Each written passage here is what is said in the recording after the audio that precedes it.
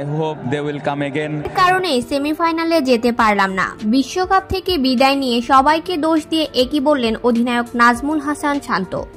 দর্শক, বাংলাদেশকে সেমিতে যেতে হলে আফগানিস্তানের দেয়া 116 রানের লক্ষ্য 12.1 ওভারের মধ্যেই তাড়া করতে হতো। তা করতে পারেনি নাজমুল হোসেন শান্তর দল। তাতে এই ম্যাচ জিতলেও রান রেটে অস্ট্রেলিয়াকে ছাড়িয়ে যেতে পারবে না তারা। ফলে এখানেই শেষ হচ্ছে বাংলাদেশের বিশ্বকাপ যাত্রা। 12.1 ওভার শেষে 7 উইকেট হারিয়ে 83 রান করেছিল বাংলাদেশ, যার কারণে বিশ্বকাপ থেকে বিদায় নিল বাংলাদেশ। 116 রানের লক্ষ্য নিয়ে ব্যাট করতে নেমে ব্যর্থ হন তানজিদ তামিম, সৌম্য সরকার, নাজমুল শান্ত ও সাকিব আল হাসানরা।